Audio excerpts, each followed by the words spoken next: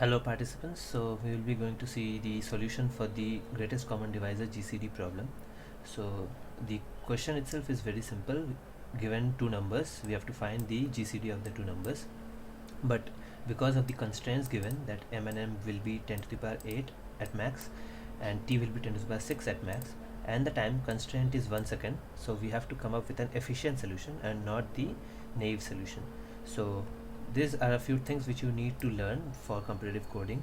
So if the time taken for each let's say in 1 second, it's assumed that most competitive coding sites allow you to perform 10 to the power 8 operations per second. So if m and n are 10 to the power 8 itself, so even if 10 test cases are given and each m and n are in the range of 10 to the power 8, your naive solution will not work if it's in O of n time. So it has to be better than that. So let's see the efficient solution. First we'll need to input the t and store that. Next we need to run a loop t times, and in that we need to first take the input. So as you can see, the sample input, first we'll take the t, which is this, and then for t lines we will take input n and m, or a and b, the first number and the second number. So we'll take a and b.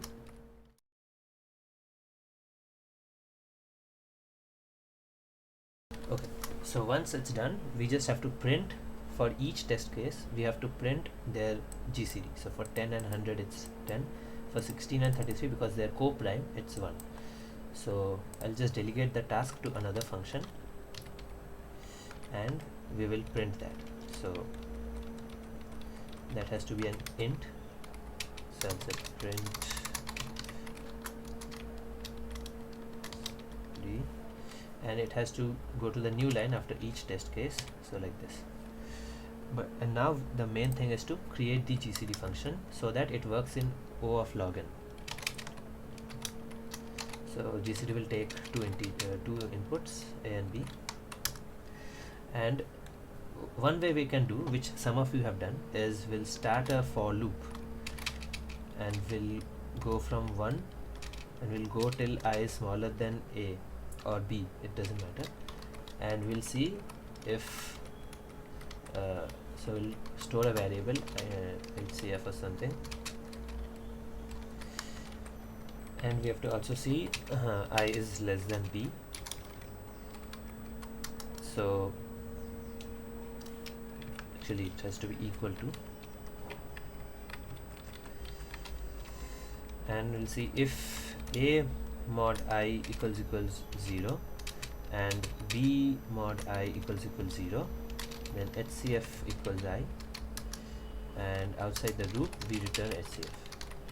So now this will work logically, like you can see test case 0 and 1, which are small test cases, it will work for them. So this logic is flawless, it will work for any test case, but it won't be efficient, so it won't work in the given time constraint, which is 1 second. So if I submit this, you will see most of the test cases are evaluated correctly, tick, but some test cases you will see this clock. This means it's not a wrong answer, but your code took too long to give the answer, so which means your code is not efficient enough. So for that we need to code an efficient solution, which I guess most of you have already learned in your college syllabus itself. So we have to do the recursive Euclidean method. So if b is a divisor of a itself, that means b is a factor of a, so b is the highest factor of itself and b is a factor of a, so b is the highest common factor of both, so we just return b. Else what we do, we return GCD of b and a mod b. If the number which is the GCD of a and b, if it can divide a and b both and it's the greatest number which can do, then it will also be able to divide b and the remainder of a mod b, if b itself is not the GCD. So that's why whatever is the GCD of b and a mod b, that itself is the GCD of a and b, so we return that. Now if we run this one, it passes our trivial test cases, but more importantly it will also pass our high time taking test cases. So as you can see, now it has passed all the test cases. So this is how we solve the first problem in round A. Now let's go to the next one, partial Fibonacci triangle. So let's read the question. For a given positive integer n, print a left triangle with Fibonacci numbers in order until the term exceeds n. So it's not a full triangle but a partial triangle. So let's see, the input will be just one number n. So here no test cases will be there, just one test case for each input. So only n will be provided, which will be in the range 0 to 1000, and the output will just be the pattern of the triangle, and we will just separate each term with one space, so we don't need to worry about aligning the elements and all. So as you can see, if we give 36, it will keep on printing the triangle. So 1, then 1, 2, then 3, 5, 8, then 13, 21, 34, but it won't print the fourth term, which is 55, because 55 is greater than 36, so we will print only till 36. Similarly, if I give 8, so it will include the 8, so 1, 1, 2, 3, 5, 8, and it will stop here.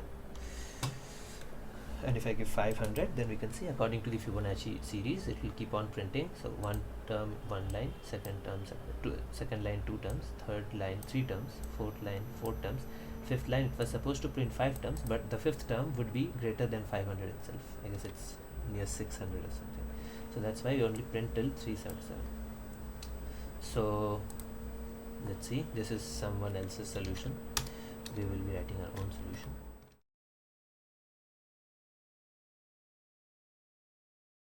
Okay, so first of all, we don't have any test cases. Directly the input is n, so we will take n. Okay, next what we have to do, we have to print pattern, and because it's a 2D pattern, we can easily understand that we need 2 loops. Okay, but how will the loops work? Okay, let's see.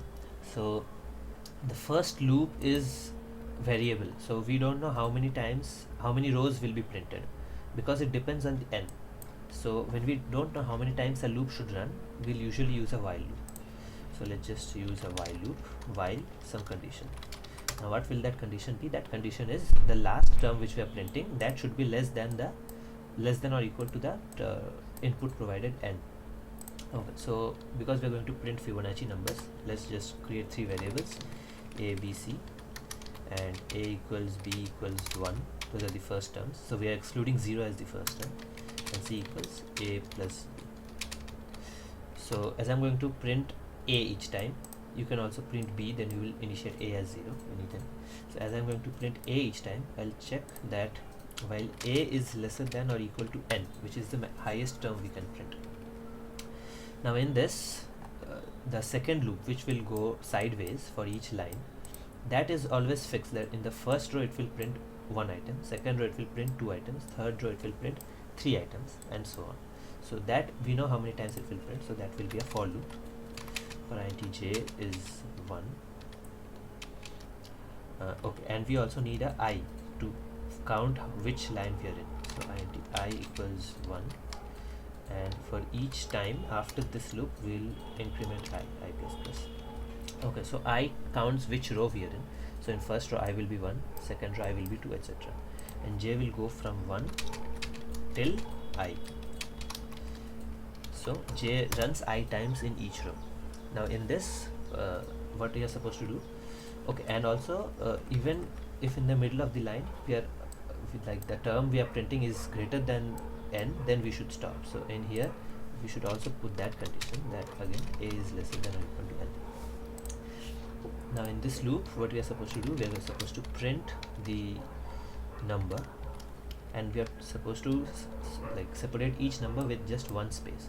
So we'll give one space here, and the number we are printing is a.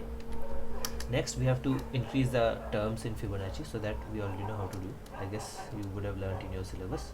So first is c equals a plus b. Next we do a equals b, so we take the second term, put it as the first term, and then we do b equals c, so we take the third term and put it as the second term. So this is a trivial way of calculating Fibonacci using 3 variables, and then we print the first term every time, and then we increase. So I guess this should work. Let's see. No, because we forgot to print a new line, so everything is in one line. So after this we should do a printf new line. Yes, so now it matches our test cases 1, 2, 3, all of them. Now if you submit the code,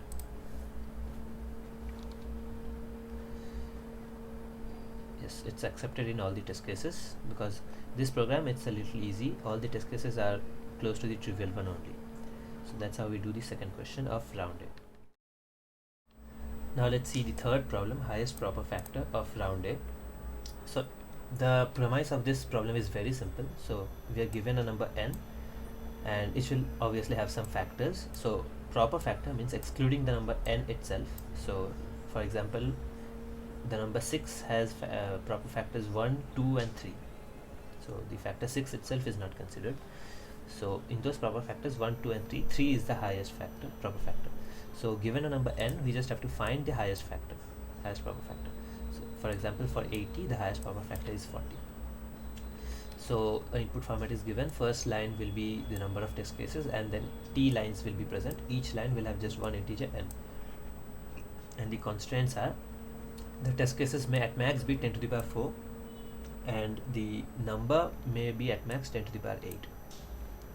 So here again the problem is pretty simple, but the naive solution which you may have, which is to go over all the factors of it and check, that won't work, because for that, for each test case you will do the calculation. So that is itself 10 to the power 4, and then for each n, if you traverse all the numbers from 1 to n, then that will be in order of 10 to the power 8.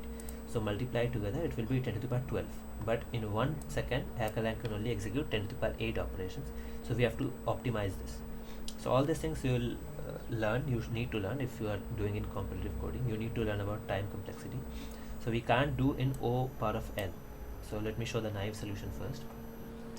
So as you can see, like first number is the t and next t lines will be the input. So if we have 2, then 2 inputs will be there, and for each input we have to put in the highest common factor.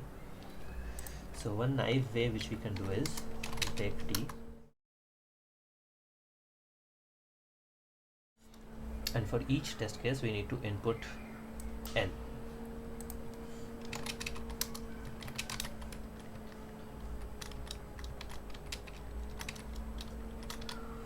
Okay. Now once we have the n, we need to find what is the highest proper factor of n.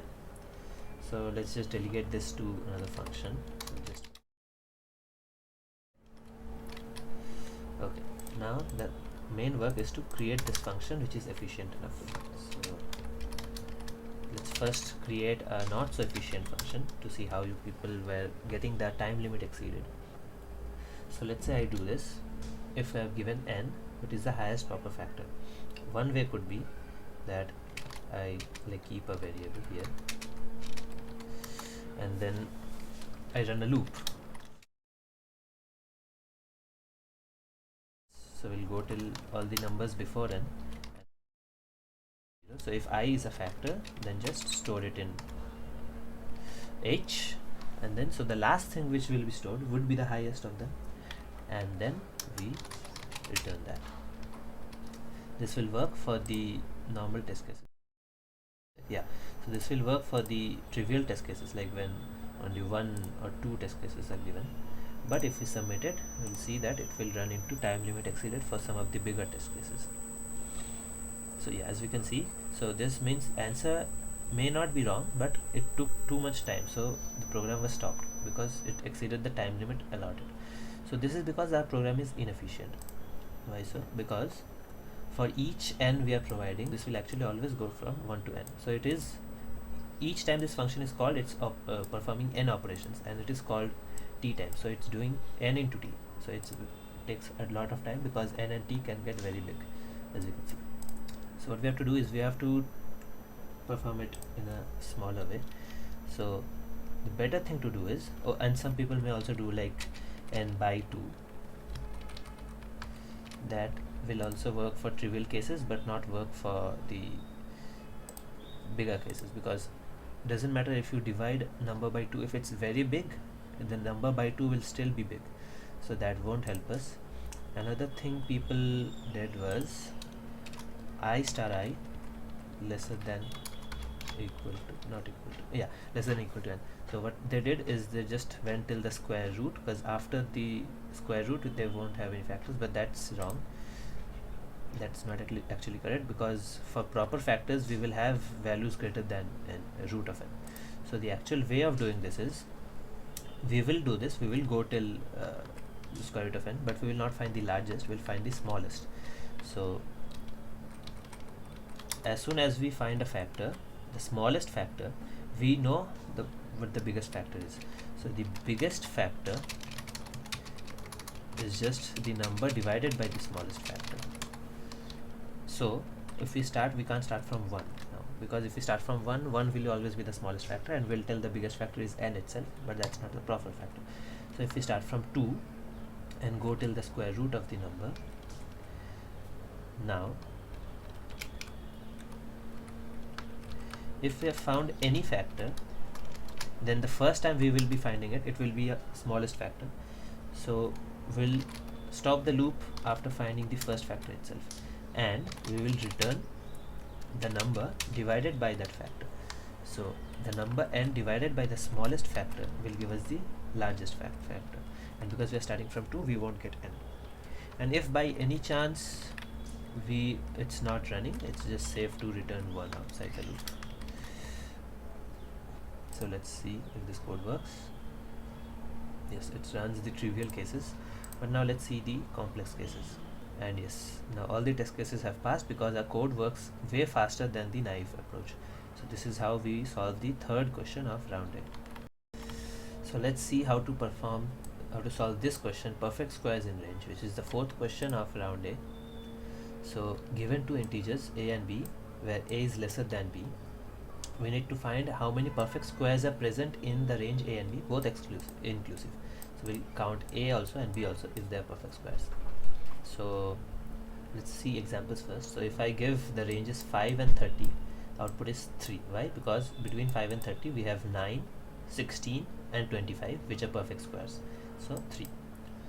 And if I give, let's say in two test cases, the first one is 2 and 100, there's 9, because there's 4, 9, 16, 25, 36, 49, 64, 81 and 100 itself. So the ranges are included. So 100 also is a perfect square, so we'll include that. So total 9. And in 50 and 120 we'll have just 3. So that's 64, 81 and 100. So let's see the input. So we'll have a single integer t, which will be the number of test cases, and the next t lines will have two numbers a and b, which are the ranges. Now the constraints. T will go from t may be at max 10 to the power 4. So we may in one test case give 10 to the power 4 inputs, test cases, and a and b will go till 10 to the power 4 max, and the time constraint is 1 second. So if we are trying to find each and every number, if it's a perfect square or not, in the ranges of like between a and b, then it will barely pass the time constraint of 1 second. In this actually it may pass, because both of them are 10 to the power 4. So if you multiply also, you'll get 10 to the power 8, which is approximately the amount of operations Hackerrank performs in 1 second. But still, a better approach would be to use a more efficient algorithm, so that even if it was 10 to the power 6, let's say, then also it should work. So let's start coding. First we'll take the t, and for each test case we need to find how many perfect squares are there between the two numbers. So first we need to input the numbers, and then we need to find the number of perfect squares between the range. So one way to do this would be if we run a loop. So for each number between a and b, what we do is we check if it's a perfect square or not. So what we can do is we can again run another loop.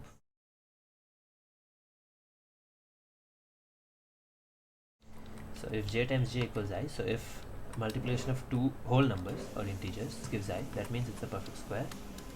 So then we will print that. So we'll add count equals 0. Then we will do count plus plus, and outside this we will print the number. So this is a naive approach. This will work, but for bigger test cases it will take too long. So let's see if it works. Yes, it's working for the smaller test cases, test case 0 and 1, which has just 2 or 3 inputs. But if we submit it, as you can see, the last few test cases it got time limit exceeded because it's inefficient. So what is a better way of doing this? Actually, if you will believe me, we don't even need for loops. So what the question is how many perfect squares are there between A and B. A way of solving some questions is finding out what another question we can solve which has same answer to this one, and if we can solve that another question in a efficient manner, more efficient than this, then obviously we'll prefer that. So what is another way of saying this same question, how many perfect squares are there between A and B? We can say how many integers. So this is important, it has to be integers, or whole numbers. How many whole numbers are there between square root of A and square root of B? So let's think about it for a second. If let's say the range given is 4 and 100, so we can count that, okay, in the range we have 4 has a perfect square, 9 has a perfect square, 16, 25, 36, 49, 64, 81, and then 100. So we can do like this and go for all the numbers and count check which are perfect square. Another way we can see that, okay, the limits are 4 and 100.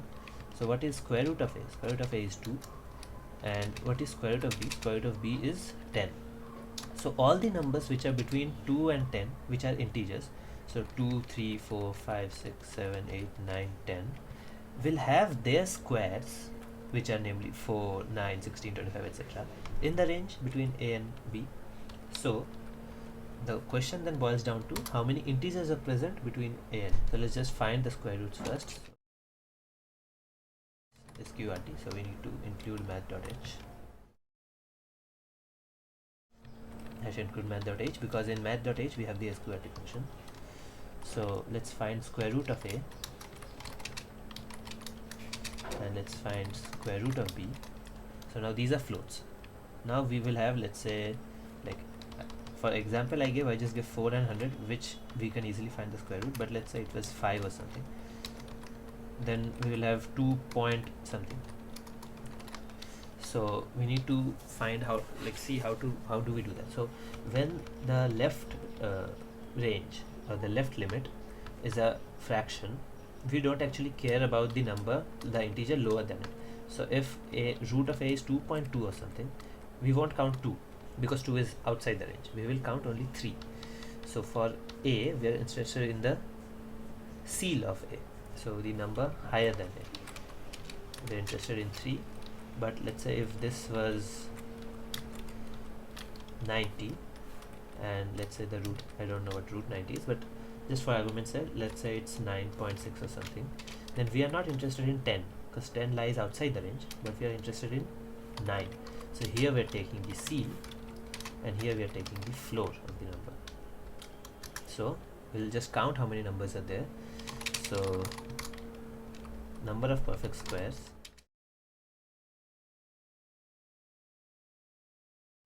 floor of B, square root of B, minus seal of square root of A, and so, but this will give us 1 minus the number we are wanting, so we'll just add 1 to this. So this is the number of perfect squares between the range. Now we'll just print it. So let's see if this works. Okay, we need to remove this square root and all. So this I just put to demonstrate. Let's try again. Okay, so it's working for the trivial test cases, and okay, we obviously don't need this count. Yeah, so the code works for trivial test cases. Now let's submit and see if it works for the high valued test cases. So as you can see, now it's getting success in all of the test cases, even the one with big numbers. That's because this sqrt function finds the square root of a number in log of n. So this will be log of a, this will be log of b. The entire thing will be done in log of a plus log of b, so that we can consider log of n. So it will be, time complexity will not be t into n, but it will be t into log of n. So that is efficient enough to pass the time constraints. Now let's see how to solve the round B questions. So in this question already the code will be provided to you. Some hints will be provided. So the problem statement is not given, but the hint is given. Exponent of x, so e to the power x, as it's given here, e to the power x is 1 plus x by 1 factorial plus x square by 2 factorial, etc. So in this pattern.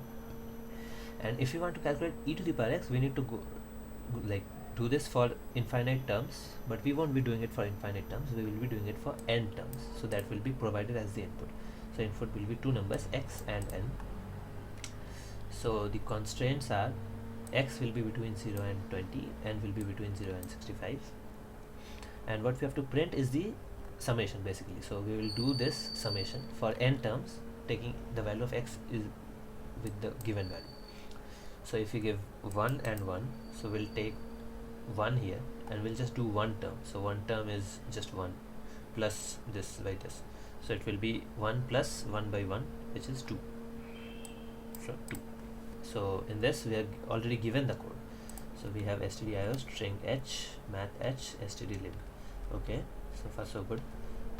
Okay, here we are supposed to take the input, but we have not passed the address, so we need to pass the address. Double s equals 0. Okay, this looks fishy, but I will see it later. For I equals 1, okay, I goes till n. This should be I plus plus obviously, because we are in prison.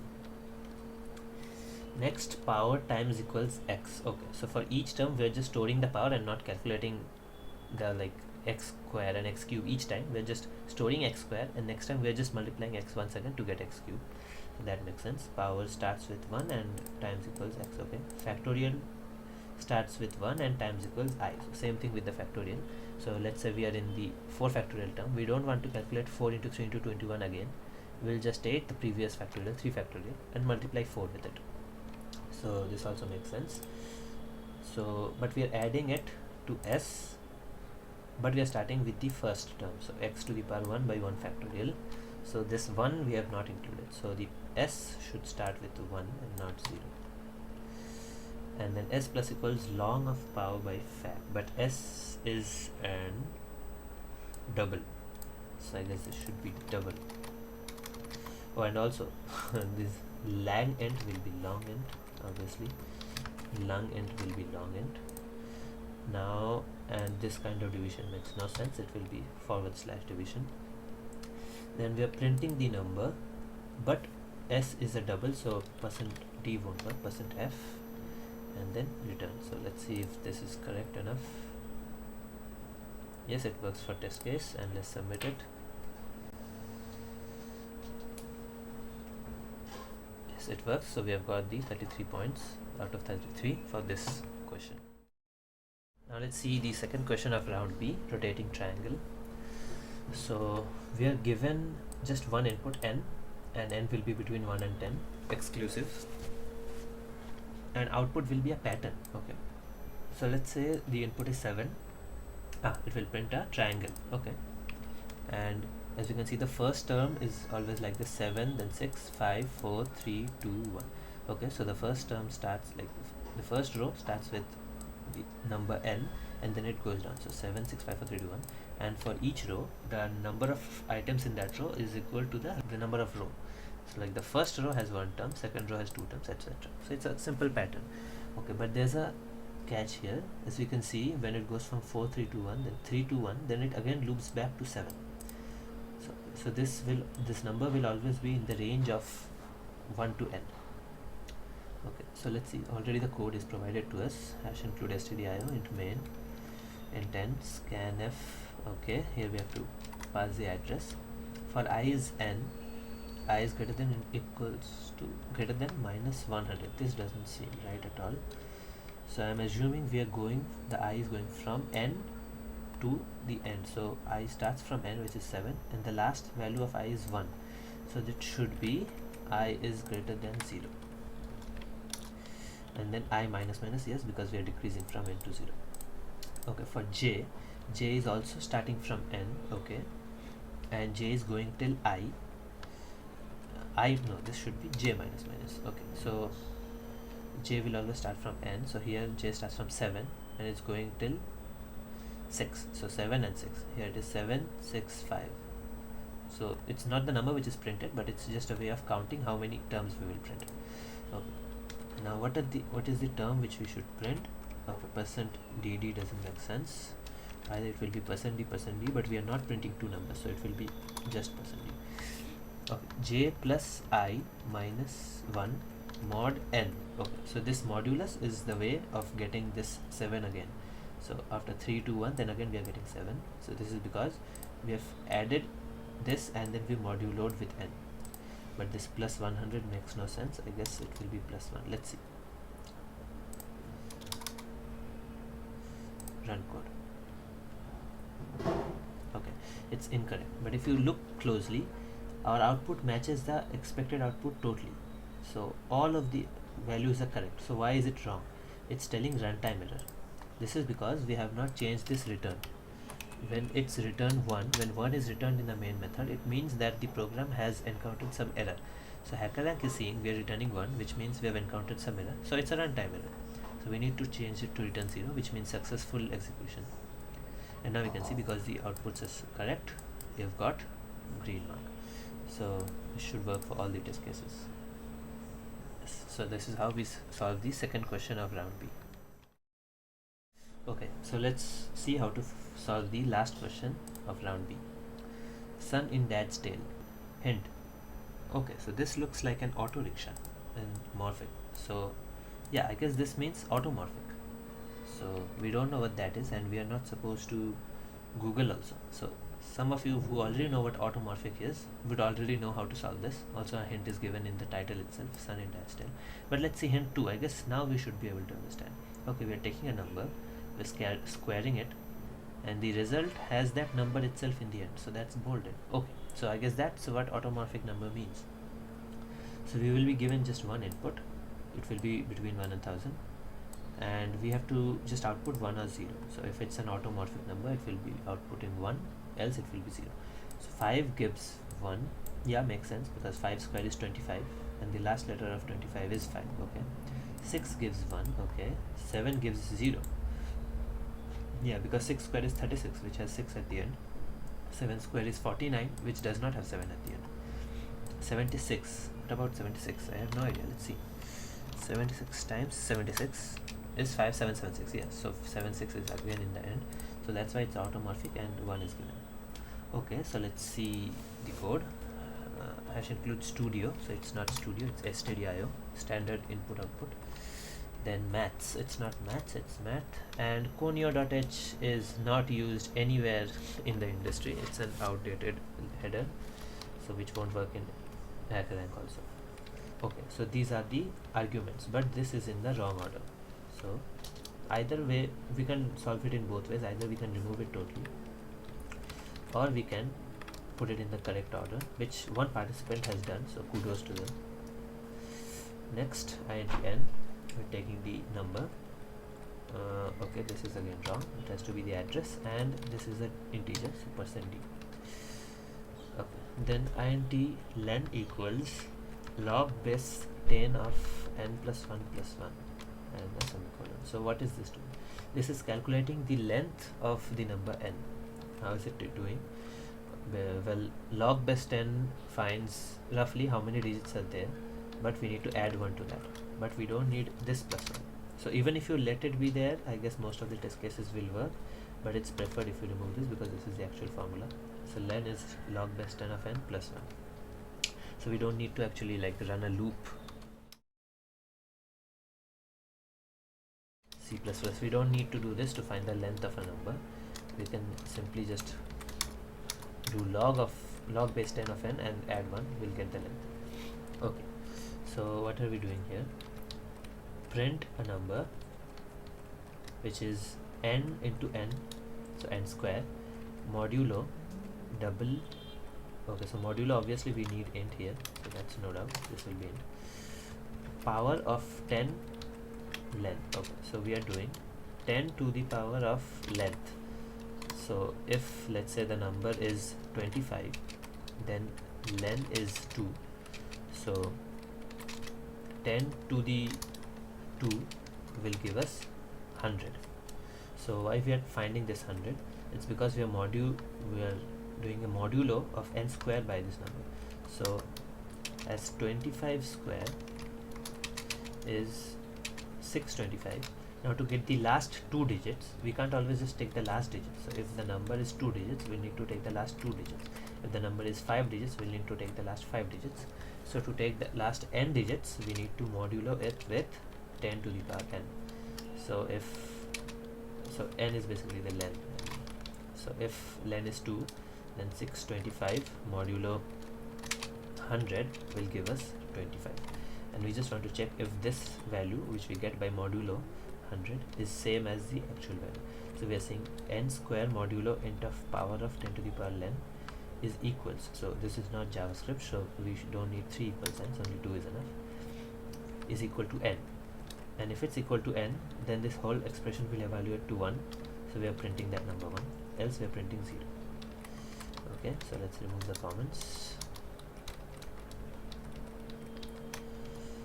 Finally, again the same thing, if it's written 1, then even if the output is correct, it will give wrong answer. So we runtime error. So we need to fix this and run. And we're getting some error, okay, because it's print. It should be print f. Let's run again. And it's working for all the test cases. Let's submit and see the private test cases as well. And it's working for all of them. So this is how you finish the last question of round B. So hope you people enjoyed the event, and obviously we know that some of the questions are too hard to be solved in 5 or 7.5 minutes, but that was the whole point of the contest, that you should know which problems you can solve and how much time it will take. You should be able to make that decision of managing your time. Obviously you would know that you can't solve all the questions. Like if we have given, so if there are 4 questions and you see that they are hard for you, you should be able to understand that if I can solve a few test cases of this, let me move on to this one, and so on. So it was not expected from any of you to finish all the 4 in the allotted time, but this was just given to see how many you people can. Same with the debugging round.